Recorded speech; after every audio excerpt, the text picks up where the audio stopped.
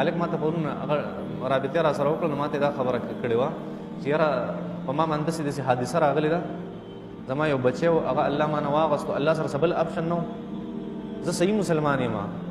خو زما پړه چې څه تېرېږي ما ستا پړه چې څه تېرېږي بالکل ټیک تېرېږي، ته ما سره مخامخ یو څو منټه کې نه ټیک پشي انشاءالله. نو په دې خبره باندې ځان پوهول پکار دي چې مونږ ته خو د دې زمانې علم شته چې دا ما سره څه کېږي یا ما سره څه وشو، د هغې هم څه لږ څیزونه راته علم شته، خو مخکې به څه کېږي د دې علم راته نشته. اوس الله جل شانو قرآن کې وایي چې بعضې څیزونه هغه زه وکړم هغه تاسو ته شر ښکاري چې دا ما ته نقصان ورسېدو، خو پټ پکې ما خیر ږدلی. یو څیز به تاسو خوښوئ، تاسو ته به پکې خیر ښکاري، خو په هغې کې ما دننه شر ږدلی. داسې الله جل شانو چې کله د جهاد تذکر راغله په هغې کې دا آیتونه مبارکه الله جل شانو ذکر کړه چې عسى ان تکرهوا شیئا وهو خیر لکم، ډېر څیزونه به داسې چې هغه به تاسو ته شر ښکاري، خو په هغې کې ما پټ خیر ږدلی. وعسى ان تحبوا شیئا وهو شر لکم، او یو څیز هغه صحیح تاسو ته به خیر ښکاري، خو دننه پکې پټ شر پروت وي. ځکه د مستقبل علم خو ما او تا ته نشته، چاته دی؟ الله جل شانو ته. نو چې کله په دې فلسفه څوک پوه شي که ما ته خیر رسي او که ما ته شر رسي، الله په مستقبل عالم دی، زه نه پوهېږم چې وروسته به څه کوي. زما ذهن کې یو کوېسچن راغی، دغه هلک چې و که نه د هغه چې په ماشومه لور هغه وفات شوی و، ډېر په خطرناک حالت کې وفات شوی و، وړه ماشومه ډېر. زما ذهن ته یو خبر راغله، ما ګوره الله جل شانه ته دا علم دی چې دا ماشومه د فرض که دا به په مستقبل کې غټېږي او د مور او پلار د بدنامۍ سبب او ذریعه به ګرځي، د هغې نه مخکې د دې د مرګ ښه و که ښه نه و. ډېرې کرتې به تاسو لیدلي یو مور او پلار هغه د خودکشۍ د هغې اقدام کوي د دې دپاره چې زمونږ لور ټیک نه ده، زما بچی ټیک نه دی، که ناسې نه ده. دا صرف زما ذهن ته یو مثال راغی. الله څه حکمت دلی دی په دې څیزونو کې، دا صرف الله ته پته. الله وایي ډېرې پیرې به داسې کېږي چې یو څیز کې به تاسو ته تکلیف وي او دا به تاسو ته د شر نه ډک ښکاري، په هغې کې دننه ما یو پټ خیر ږدلی. او دغې واقعاتو نه داسې قسمه فلسفونه قرآن مجید هغه ډک دی.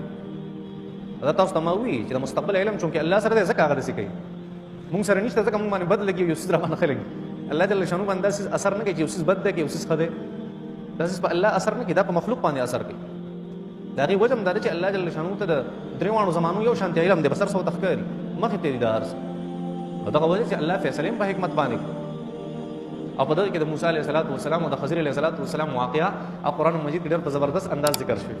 چې موسی علیه السلام او د خضر علیه السلام ملاقات لاړو، الله جل شانو په څه خبره باندې الله عالم دی څه خبره موسی علیه السلام کړې وه، یې ځان ته د علم نسبت کړو، یا د موسی علیه السلام زړه کې څه راغلي که هر څه الله عالم دی په هغې باندې. هغه زموږ دپاره ضروري نه، زموږ دپاره دا خبره ضروري ده چې زموږ تربیت کېږي په یو خبره، زموږ هدایت پسې کې دی. په دې کې دی چې د الله جل شانو فیصلې د حکمت نه ډکي، او هغه حکمت ضروري نه دی چې انسانانو ته دې پته ولګي، ځکه چې انسانانو ته د هغې حکمت پته ولګي چې مستقبل کې را روان دي، او الله ته هم د هغې پته وي. پرس که نو فرق څه پاتې شو؟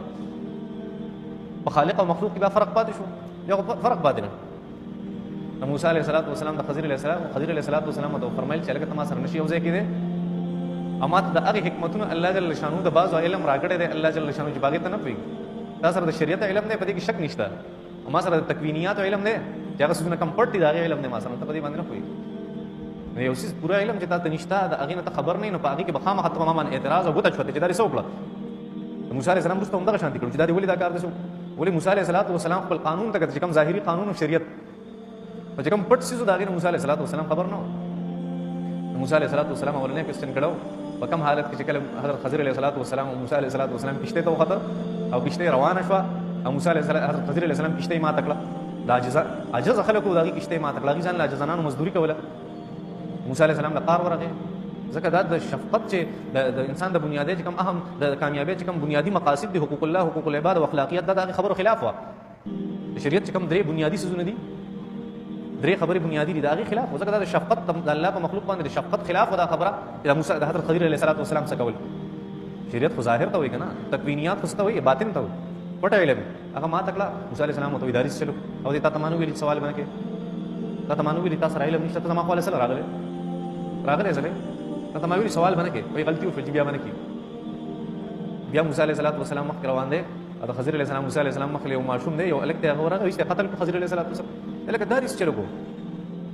دا څیز انسانانو ته ظاهرا ډېر خراب کار ښکاري، یو معصوم انسان هغه ته چوتې ووجني. خو تاسو ته ما وایي چې الله جل شانو وایي چې یو څیز کې خو ظاهرا چې زما کومې فیصلې دي هغې کې تاسو ته ظاهرا شر ښکاري، خو ما پکې پټ خیر ګلي، دا خیر نه څوک نه خبر. دا مستقبل علم دی چې هغه صرف هغه ذات ته پته لګي چې کوم اومنیسینټ دي، هغه ته د ماضي او د حال او د مستقبل یو شان دی علم، صرف هغه ته پته لګي، بل چا ته پته نه لګي. سوالکم موسی علیه السلام اقتلت نفسا زکیه بغیر نفس تاسو چې یو انسان هغه چې هغه څه ګناه نه کړی هغه مړ ګداري لقد جئت شيئا نکرا ډېر غلط کار دی ناشنا کار دی دا کار د شریعت خلاف دی هغه ته تمانو ویل چې ما باندې سوال نه کوي موسی علیه السلام غلی شو آینده به څه نه کیږي بس دا اخري ځل نور سوالونه ونه بیا مخکې لاړو نه کلیوالو اغیلا دی وږي شي نو هغه د سروټي موټي په موږ باندې وکړم ملمانو بس هغه ته موږ چې مل مستوب نه کو دغه شانتي رخصت الته پای کې یو دیوال چې کوک شوړي وګد دیوال اجه ته کوک شو هغه حضرت السلام ورزو هغه د پاره یو نوې خمزیدار دیوال او ټول مزدوري په موسی علیه السلام وکړه ابي ته مزدوري مو نه غسته الکه ته خدای مسلمانانو څخه درته غسته موږ وګی تګي وتا په موږ باندې کارو دا لري چلو موسی حضرت علیه السلام ته فرمایي تاسو مانو ویل چې سوال مکو په محمد بس هم اوسه جدای ده اوس هغه خیر اوس هغه شر چې ظاهرا شر ښکارېدو پای کې د نه پټ خیر پروت د هغې تذکره ورته حضرت خضر علیه السلام او د الله جل شانو حکمت ورته ښودو چې الله جل شانو کله ناکله کار کوي او د انسان په ذهن کې دا راځي چې د الله سره بل څه آپشن نه او د انسان په ذهن کې دا راځي چې الله ولې دونه غلط کارو یا نعوذ بالله الله جل شانو ولې خپل پیغمبر ته وجه دونه غلط کارو یا یو نیک انسان ته وجه دا غلط کارو یا ولې الله حالات داسې جوړي دا سوال د انسانانو په محدود ذهن کې راځي د موسی علیه السلام انسان داغه په ذهن کې دا سوالات راځي روسته د حضرت علیه السلام دا غته تذکره وکړه کوم چې هغه فقیران مسکینان او ما ول کشته ما تکړه اصل کې دینه کان وراءهم ملک یاخذ كل سفینه غصبا اقوا کدی چې اوریدلی وی او کشته روغ او الته ظالم دی وغه د کشته په زور غستا هر کشته چې هغه روغ کشته هغه غصب کوله نو ما دا ما تکړه چې ایب پکې راشي اوس پیغناري دا هغه خیر چې باغ شر کې پټ پروتو دغه شادي کی بیا تر اوسه سوي معصوم می قتل کو ته چې قتل هډر خراب کار دی په شریعت کې انسانانو ذهنونه دا نه مونږ چې انسان د سو قتل د فطرت خلاف ډېر لوی مسلې دی په دې آیتونو مبارکو کې خلاصه ظاهري اته اوس بیانوم چې الله جل شانو هر یو کار کې د حکمت نه ډکیا ای په شابه لوی او فائدہ موجود دی فائدہ موږ څنګه ښکاری نو موږ اعتراض وایو موږ ذهن کې دا کوېسچنز راځي بیا سړی مې قتل کو هغه وجواب د دې معصوم چې کوم مور او پلار وړ نیکان خلک او دا معصوم د سرکشه کېدو په مستقبل کې ورته مستقبل خبره وکړه او دا هغه علم صرف الله ته ماته الله جل شانو یې مړ کا چې والدین هغه د جهنم ته لاندې اوس ما قتل صرف دا خبره خوده چې الله جل شانو غزاد ته چې د مستقبل علم دی او فیصله د حکمت نه ډکې دي او هغه ظاهري د شر یو کار کې پای کې د دنیا حکمتونو او فائدې هغه دنه پرتی مې دغه په دغه بنیاد باندې ماده چلو درېمه خبره ادم رغټ دیوال مې وګنه وجوه دا وی چیرې د خلکو زموږ مل مستیاونه کلم ته وجوت وانه اوس وجه داوا چې دا ماشومان او د دې مور خپل د بډاګانو او دا اوس وفات کېده دا وفات کېده د ماشومان چې صفات شو د دیوال بغورځیدل او د لاندې خزانه ده هغه خلکو ته اغسته وځه د ماشومان خپل تاسو نشو کولای ما ول د دیوال وو چې دی د دیوال واپس کېږي غورځي نو دا به غټ شي نو دا خزانه کې بیا روزي دی به ځان له استعمال کی او د دې موجوه وکانه ابوهما صالحا د دې په ابا او اجداد کې په اومه پیړۍ کې په شپږمه کې یو انسان تر شو ډیر زیات نیک نو د هغه اثر نن الله جل شانو د هغه فائدې دي تخې چې نیک ابا او اجداد د هغه سونه فائدې خپل نسل او د بد ابا او اجداد د هغه سونه نقصان خپل اولاد نو هغه سیس الله جل شانو ته د بده کې خودو ځکه ما دا سه وکړه دا حکمتونو چې حضرت خضر علیه السلام بیان کړل دا موسی علیه السلام د دې مطلب دا نه چې موسی علیه السلام درجه چر د خضر علیه السلام نه کته دا معنی نه ده الله جل شانه امت محمد صلی الله علیه وسلم چې هغه کائنات اصل مقصد هغه امت هغه ته دا خبره خوده چې د الله جل شانه کارونه څنګه کې الله جل شانه ازم والے سے بخیری واقعه پروش واخری واقعه کوم